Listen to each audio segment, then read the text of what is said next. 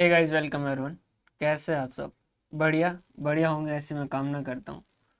आज का जो सेशन है बेहद सिंपल और बेहद छोटा होने वाला है। सर क्या पढ़ने वाले हैं, क्या डिस्कस करने वाले हैं?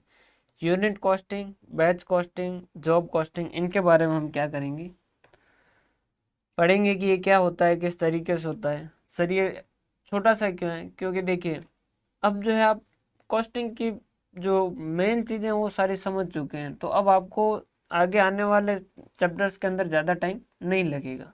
और रही बात यूनिट, बैच और जॉब, ये तो बहुत ही छोटे, इनके अंदर तो कोई खास कॉन्सेप्ट है ही नहीं, तो ये सेशन तो बहुत छोटा जाएगा। उसके साथ हमने कॉस्ट अकाउंटिंग सिस्टम वाले के अंदर लास्ट के अंदर थ्योरी जो है वो वैसे तो सारी समझ आए जैसी है, लेकिन वो रह गई है, तो वो भी अपन डिस्कस कर लेंगे ताकि बिल्कुल एकदम सेशन छोटा ना हो जाए और वो भी अपना डिस्कस हो जाए। क्लियर है? बाकी भाइयों, आपको सेशन कैसे लग रहे हैं, अच्छे लग रहे हैं या नहीं लग रहे हैं, वो आप अपना रिव्यू जरूर बताएं। तो शुरू करते हैं हम यूनिट बैच कॉस्टिंग पे। हाँ जी, यूनिट बैच कॉस्टिंग क्या क्या देखना है? सबसे पहले डेफिनेशन देखना है, फिर देखना है differences between job and batch costing, और फिर इकोनॉमिक बैच क्वांटिटी। मतलब अल्टीमेटली मैं कहूँ ना, तो तीनों को समझना है कि तीनों है क्या, और उसके बाद में कॉन्सेप्ट नाम पे इसमें एक ही है, इकोनॉमिक बैच साइज। और जो उसमें भी आपको ज़्यादा टाइम लगेगा नहीं, क्योंकि आपने economic order quantity EOQ material chapter के अंदर देखा है, तो जैसा वो आपने वहाँ देखा वैसा वैसा ही यहाँ है, बस थोड़ा सा चेंज है। मतलब चेंज भी नाम मात्र का चेंज है, बाकी खास उसमें भी चेंज है नहीं। सर क्या बात कर रहे हो? हाँ जी, तो ये आपका चैप्टर बेहद सिंपल जाने वाला है। तो शुरू करें हम। सबसे पहले डेफिनेशन की बात करें। यूनिट कॉस्टिंग क्या होता है? Unit costing is that method of costing where the output produced is identical and each unit of output require identical cost per unit, total cost of production divided by number of units produced। Sir मतलब क्या हुआ कि देखिए, unit costing का मतलब क्या है? ऐसी कॉस्टिंग का सिस्टम जहां पर क्या हो, प्रोडक्ट जो बना रहे हो वो क्या हो, एकदम सेम हो, एक दूसरे के जैसे, आइडेंटिकल, मतलब कि एक दूसरे के एज इट इज फोटोकॉपी हो, सीता गीता राम श्याम, इस तरीके से, मतलब फोटोकॉपी हो, उनके अंदर कोई भी तरीके का चेंज नहीं हो, जैसे आजकल जो चलता है चिंकी मिंकी वैसा। तो प्रोडक्ट जो है वो सेम है, मतलब कि एकदम एज इट इज है, जैसा पहला है वैसा वैसा दूसरा है, तो वहां पर आप क्या लगाएंगे? Unit costing. इनका एग्जाम्पल समझिएगा, जैसे paper, cement, steel work, mining, breweries, ETC। ये थोड़ा सा इनको ध्यान भी रखिएगा, क्योंकि कई बार क्वेश्चन ऐसा भी पूछ लिया जाता है कि पेपर इंडस्ट्री में कौन सा मेथड जो वो लगता है। तो समझिएगा, जैसे A4 साइज का पहला पेज होगा और दूसरा पेज जो प्रोड्यूस करेंगे, क्या उन दोनों में चेंज आएगा क्या? नहीं जी सर, कोई चेंज नहीं आएगा। 100वां प्रोड्यूस करेंगे, क्या उसमें कोई चेंज आएगा क्या? नहीं, सेम एज इट इज वैसा का वैसा होगा। सीमेंट हो गया, पहला केजी जो प्रोड्यूस होगा और 100वां केजी जो प्रोड्यूस होगा, क्या उसके अंदर चेंज होगा क्या? नहीं जी, कोई भी चेंज नहीं होगा। हाँ, हो सकता है उनकी क्वालिटी अलग अलग हो। वो कैसी क्वालिटी होगी भाई? इस रॉ मटेरियल से ये वाला निकलेगा, लेकिन वो जो निकलेगा एक क्वालिटी का निकलेगा वो सारा सारा एक जैसा होगा। B क्वालिटी का निकलेगा वो सारा सारा एक जैसा होगा। C क्वालिटी का निकलेगा वो एक जैसा होगा। सर समझ नहीं आया? भाई A4 साइज भी के पेपर निकलेंगे, वो सारे A4 साइज के होंगे, वो सेम होंगे। A3 साइज वाले सारे सेम होंगे। समझ पा रहे बात? तो A4 और A3 का कंपेरिजन नहीं कर रहे हैं, हम कह रहे हैं कि जो यूनिट बन रही है वो सारी आइडेंटिकल बन रही है। A4 वाली सारी एक जैसी, A3 वाली सारी एक जैसी। तो वहां पर आप क्या लगाएंगे? Unit costing. हाँ जी सर, वहां पर क्या लगाएंगे? Unit costing. यूनिट कॉस्टिंग का मतलब जहां सारी यूनिट क्या हो, आइडेंटिकल हो। आइडेंटिकल, आइडेंटिकल मतलब राम श्याम, सीता गीता और चिंकी मिंकी, ये जो है, ये सारे सारे क्या है, यहाँ पर क्या लगते हैं आपके? Unit cost. क्लियर है? ये ध्यान रखिएगा आप थोड़ा सा, इसको मैं हाईलाइट कर देता हूँ। Paper, cement, steel work, mining, breweries, ETC, इनके अंदर क्या लगता है? Unit cost. इसको सिंगल और आउटपुट कॉस्टिंग भी कहा जाता है। सिंगल और आउटपुट कॉस्टिंग की यहाँ पर एक ही तरीके का आउटपुट होता है, एक ही तरीके का प्रोडक्ट होता है, तो सिंगल या आउटपुट कॉस्टिंग भी से कहा जाता है। ठीक है सर। इसके बाद में बैच कॉस्टिंग, जहाँ काम जो है वो बैच के अंदर हो, मतलब एक एक यूनिट नहीं बनाते, बैच के अंदर यूनिट है जो वो तैयार होती है। जैसे कि मेडिसिन वगैरह के अंदर जो जनरली ये जो है वो बैच कॉस्टिंग होता है। Batch costing is a type of specific order costing where article are manufactured in predetermined lot known as batch. समझ पा रहे हो बात? जैसे केले वगैरह होते हैं तो वो कैसे होते हैं, एग्जाम्पल के लिए मैं बैच का मतलब समझा रहा हूँ, बैच कॉस्टिंग नहीं लगेगी क्योंकि वो केले आप ऐसा नहीं बनता 12 का ही, ऐसा नहीं है, सेल जो है वो 12 में होता है। जैसे दर्जन केले तो 12 केले, तो वैसे वैसे एक जैसे ट्रे होती है, जैसे मेडिसिन के अंदर जैसे वो टेबलेट बनती है ना, उसके अंदर क्या होती है, एक ट्रे होती है, वो ट्रे पूरी बन के तैयार होकर बाहर आती है, और उस ट्रे के अंदर मान लीजिए 100 जो है वो टेबलेट का बॉक्स है, मतलब से 100 टेबलेट के लिए जगह है, तो वो क्या होगा, बैच कॉस्ट है। या फिर आपने आइस क्यूब देखा होगा, तो उसके अंदर जब पानी भरा जाता है तो वहाँ छोटे छोटे छोटे छोटे 10-12 जो भी जैसा वो आइस क्यूब का ट्रे है वैसा, तो 20 जैसे उसके अंदर बॉक्स है, तो वो 20 पूरे के पूरे बर्फ जो बन के तैयार होगी साथ भरेंगे, तो वहाँ क्या लगेगा, बैच कॉस्टिंग। वहाँ काम कैसा होता है, बैच के रूप में होता है। सर मैं तो 20 में से अगर 18 में ही भरूँ, तो ऐसा आप कर सकते हैं, क्योंकि जहाँ आपकी कॉस्ट नहीं लगती है ज़्यादा। अगर बात करें इंडस्ट्री की, तो वहाँ पर बैच के अंदर वो पूरा कंप्लीट बैच ही तैयार करवाते हैं। समझ पा रहे हैं? अगर आप कॉलेज इलेक्शन में लड़े हो, अगर आप कॉलेज इलेक्शन में लड़े हो, या आपके कोई फ्रेंड कॉलेज इलेक्शन में लड़े हो, जिनके साथ आप लड़े हो, मतलब खड़े रहे हो, तो उस केस के अंदर आपको समझ आया होगा कि आप एक जगह जरूर गए होंगे प्रिंटिंग बैनर लगवाने के लिए। सर आपको कैसे पता, आप भी गए थे क्या? हम दोनों जगह गए, कॉलेज में भी गए और इंस्टीट्यूट के बैनर वगैरह जब बनाते हैं तो वहाँ पर भी हमने इन चीज़ों को डील किया है। सर क्या होता है, अगर आप कम पोस्टर बनाते हैं तो आपकी कॉस्ट ज़्यादा लगेगी, पर जो बैनर होगा वो कॉस्ट ज़्यादा लगेगी। अगर आप बहुत ज़्यादा बनाते हो तो उस केस के अंदर क्या होती है, कम लगती है कॉस्ट। सर ऐसा क्यों? रीज़न ये होता है कि उनको क्या होता है, मशीन सेटअप करनी होती है, तो वो मशीन कैसे होती है, एक बार सेटअप होती है तो एक बैच निकालता है, तो एक बैच में से सपोज आप आधे बैच का ही बनवाओगे तो भी उनके तो पूरी बैच की कॉस्ट लगेगी, तो फिर वो क्या करते हैं, आपसे कॉस्ट चार्ज जो ज़्यादा करते हैं।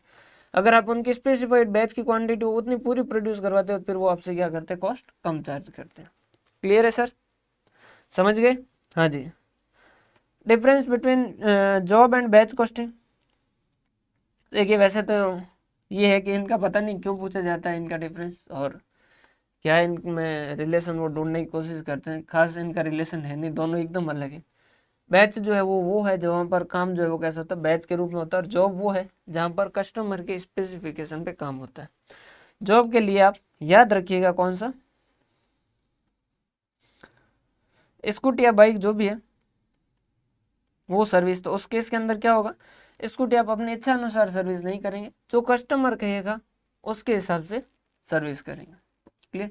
एक मूवी देख रखी हो तो आपने सलमान खान की बंधन, जो जीजा जी कहेंगे वही करूँगा, ऐसा वो उसके अंदर सलमान खान जो डायलॉग देते हैं, तो वैसा जो कस्टमर कहेगा वैसा ही करेंगे। तो जॉब कॉस्टिंग मतलब क्या होता है, जहाँ पर कस्टमर की स्पेसिफिकेशन पर काम होता है।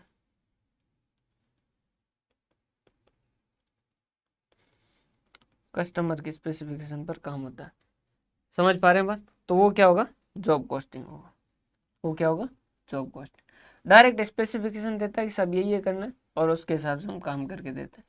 बाइक सर्विस करवाने जाओगे, अब बताओगे उसको कि भाई यही एक काम कर दीजिए 3, और मुझे दे दीजिए वापस गाड़ी।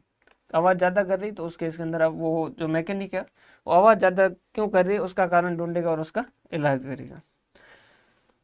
देख लेते हैं method of costing use in non standard और नॉन रिपीटेटिव प्रोडक्ट और produce as per customer specific. यहाँ नॉन स्टैंडर्ड होता है, मतलब पहले स्कूटी जो सर्विस करवाना है या पहले बाइक जो सर्विस करवाना है उसने जैसा काम करवाया, जरूरी नहीं दूसरा जो काम करवाना है वो भी सेम ही काम करवाए, मतलब नॉन रिपीटेटिव प्रोडक्ट होता है और कस्टमर स्पेसिफिकेशन पर काम होता है। या होमोजीनियस प्रोडक्ट होते हैं, होमोजीनियस मतलब एक जैसे, होमोजीनियस मतलब एक जैसे। Produce in continuous production flow, in lot, जो लॉट के अंदर बनते हैं, मतलब अकेला नहीं बनता है, एक साथ 10 का 12 का 100 का जो भी लॉट है वो बन के तैयार होता है। Cost determine for each job, हर जॉब के लिए कॉस्ट जो वो कैलकुलेट की जाएगी। Cost determine in aggregate for entire batch, हर बैच के लिए कॉस्ट जो वो कैलकुलेट की जाएगी। And then arrived at per unit cost, मतलब जैसे पहले कॉस्ट कैलकुलेट करेंगे एक बैच के लिए, total cost divided by number of batch, तो पर बैच कॉस्ट आ जाएगी। फिर हम क्या करेंगे, एक बैच के अंदर टोटल कॉस्ट जो है डिवाइडेड बाय उसमें कितनी यूनिट बनी, तो वो पर यूनिट कॉस्ट आएगी। और यहाँ पर हर जॉब का अलग अलग, अगर आपको पता हो, आपने स्कूटी सर्विस करवाने गए हो या गाड़ी सर्विस करवाने गए हो, तो आपको वो एक चीज़ दे के देता है कागज़, जैसे आप क्या कहते हैं एस्टिमेट, कि एस्टिमेट बना के दे रहे हैं, सब 2 मिनट रुको हम एस्टिमेट बना के दे रहे हैं, ऐसा सुना होगा। तो एस्टिमेट बना के देता वो क्या होता है, अब जैसा आपका एस्टिमेट बना है वैसा पास वाले का नहीं है, पड़ोसी का जाके आप देखोगे कि यार मेरा तो एस्टिमेट आपने 4,000 बना दिया, उसका तो 3,000 बनाया, ऐसा नहीं। आपके काम अलग है, उसके काम अलग है, तो वो जितना काम करवा रहा है उसके हिसाब से उसकी कॉस्ट चार्ज होगी, आप जितना काम करवा रहे हो उतनी आपकी होगी। लेकिन अगर आप कॉम्बिफ्लेम टैबलेट लेने जा रहे हैं तो जितना आपसे लिया जाएगा उतना ही आपके पड़ोसी से लिया जाएगा, बस शर्त वो कोई उसका जान पहचान का ना हो। Jobs are different from each other and independent of each other, हर जॉब है जो अलग होगी और हर कोई इंडिपेंडेंट होगी। पास वाला क्या करवा रहा उससे कोई मतलब नहीं। जैसे पास वाला आया और उसने कहा कि साहब मेरी गाड़ी के अंदर पीछे वाला टायर चेंज कर दीजिए, आप इंजन की आवाज़ सही ज़्यादा कर रहे तो उसको सही करवाने के लिए गए, तो ऐसा नहीं कि मेरा पड़ोसी जो वो टायर चेंज करवा रहा मेरा भी टायर चेंज कर दो। क्लियर है, तो इंडिपेंडेंट होगा, हर आदमी अपने हिसाब से काम करेगा और हर जॉब जो होगी वो यूनिक होगी। क्लियर है।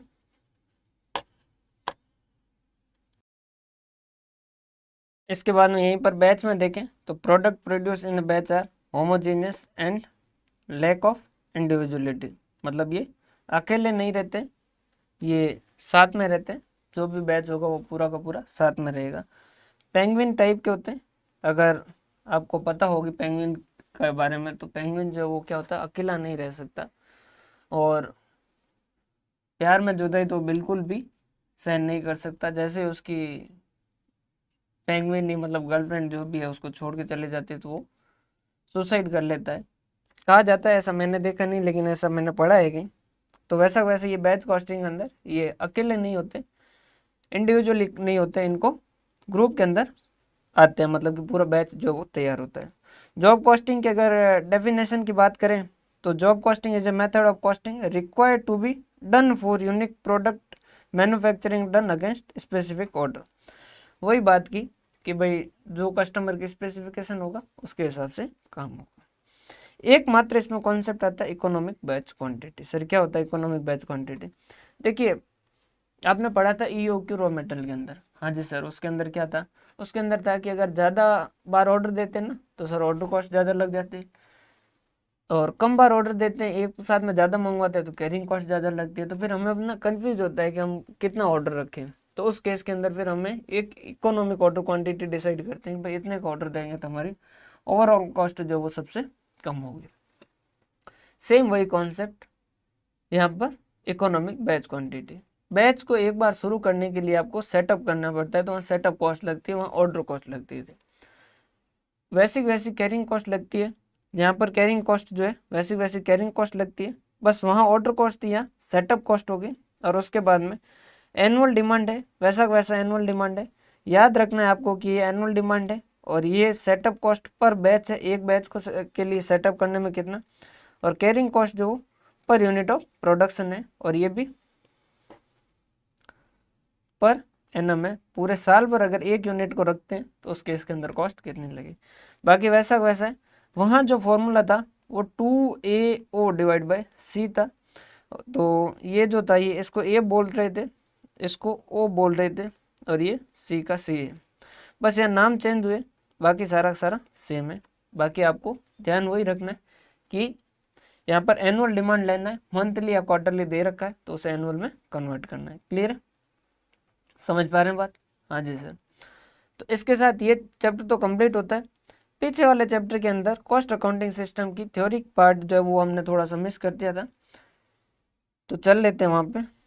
आइए, कॉस्ट अकाउंटिंग सिस्टम, ये आ गया कॉस्ट अकाउंटिंग सिस्टम।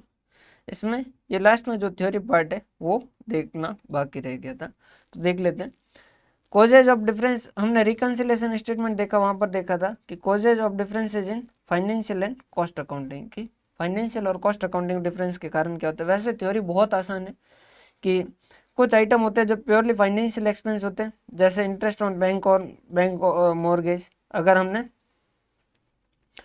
इंटरेस्ट वगैरह पे किया है तो वो सिर्फ हम अकाउंट के अंदर लिखते हैं। एक्सपेंस और discount on issue of debenture वगैरह ये सिर्फ अकाउंट के अंदर लिखते हैं। Other capital losses, fire not covered by insurance, losses on the sale of fixed asset and investment, goodwill written off, preliminary expenses written off, income tax donation expense वगैरह ये सारे सिर्फ इनकम टैक्स में लिखे जाते हैं।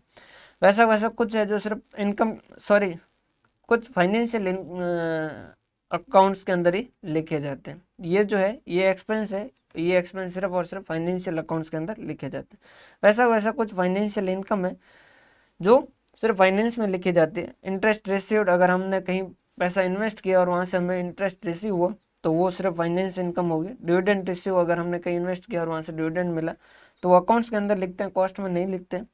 Profit on the sale of fixed asset का sir याद करने की जरूरत नहीं, पढ़ोगे तो भी समझ आ जाएगी एक बार। भाई कॉस्टिंग के अंदर इनका नाम सुना है क्या कभी? नहीं, कॉस्टिंग पढ़ते वक्त इनका नाम कभी आपने नहीं सुना होगा। ट्रांसफर फी रिसीव्ड और रेंट रिसीव्ड बल वगैरह ये। वैसा कॉस्ट अकाउंटिंग ये कुछ है जो सिर्फ कॉस्ट अकाउंटिंग में नॉर्मली क्या होंगे, कॉस्ट अकाउंटिंग किसको लिखते हैं, वैसे फाइनेंस वाले सेम लिखते हैं। बाकी नोशनल एक्सपेंस जो वो सिर्फ और सिर्फ क्या करता है, कॉस्ट अकाउंटिंग लिखता है। सर नोशनल का मतलब क्या होता है? नोशनल का मतलब है माना हुआ, ये मानी हुई कॉस्ट होती है। एक्चुअल में कॉस्ट जेब से पैसा नहीं जा रहा है, लेकिन जो वो हम इसको कॉस्ट मानते हैं। Charges in lieu of rent where premises are owned, कि हमारी खुद की जो थी वो जगह थी और उसको हमने किराए पे दिया है। सॉरी, उसको हम उस charges in lieu of rent where premises are owned, हमारी ज़मीन थी, उस ज़मीन को हम क्या कर रहे हैं, बिजनेस में इस्तेमाल कर रहे हैं। तो जो किराया हमें मिल सकता था उस किराए को हम क्या मानेंगे, यहाँ पर कॉस्ट के अंदर हमारी कॉस्ट मानेंगे, कॉस्ट अकाउंटिंग कॉस्ट मानेंगे। Interest on capital eight notional figure, हमारा पैसा था, हमने बैंक में जमा करवाने के बजाय बिजनेस में इन्वेस्ट किया, तो वहाँ जितना इंटरेस्ट हमें मिल सकता था उतना इंटरेस्ट हम क्या मानेंगे, यहाँ पर हमारी कॉस्ट मानेंगे। ठीक है सर, सही बात है।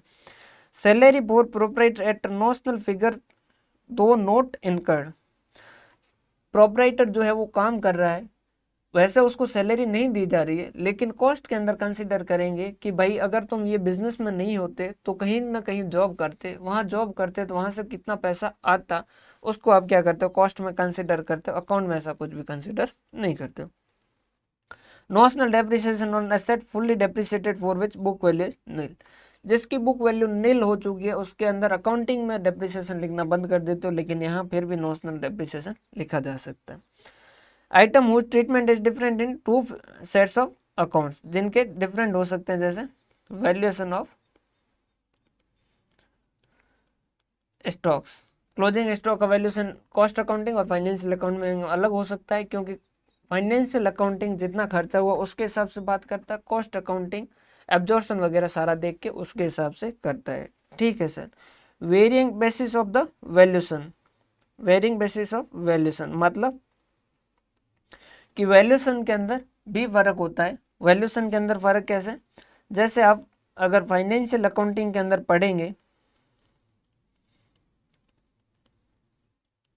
फाइनेंशियल अकाउंट्स के अंदर अगर आप पढ़ेंगे तो वहां पर कहा गया है कि लीफो मेथड फॉलो नहीं करोगे, लीफो मेथड फॉलो नहीं करोगे। AS2 जो है वो लीफो मेथड को मना करता है, जबकि कॉस्ट अकाउंटिंग के अंदर ऐसा कुछ का है क्या? नहीं, कॉस्ट अकाउंट्स के अंदर लीफो जो वो अलाउड है। तो अब हो सकता है कि कोई जो है वो लीफो मेथड से वैल्यूएशन करता हो तो वो कॉस्ट के अंदर कर सकता, अकाउंट के अंदर नहीं कर सकता, उस वजह से उनके वैल्यूएशन में दोनों में डिफरेंस आ सकता है। क्लियर है?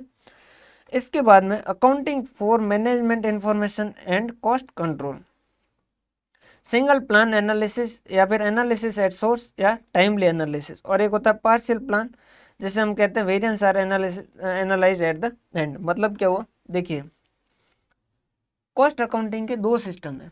पहला सिस्टम जो वो क्या है, सिंगल प्लान। पहला क्या है, सिंगल प्लान। सर ये सिंगल प्लान क्या होता है?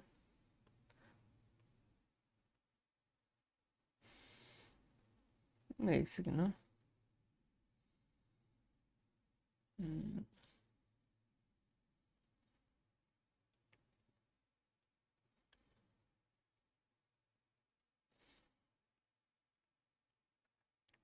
हाँ जी, एक होता है सिंगल प्लान और एक होता है पार्शियल प्लान। सर क्या फर्क होता है सिंगल प्लान और पार्शियल प्लान?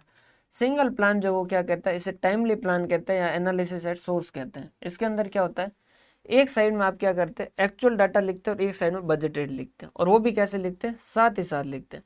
एक साइड में आपने पहले से ही क्या कर दिया, ये मान लीजिए ये साइड है, इसमें पहले ही क्या कर दिया, इस साइड में बजटेड लिख दिया, और इस साइड में आप क्या करते जा रहे हैं, एक्चुअल लिखते जा रहे हैं।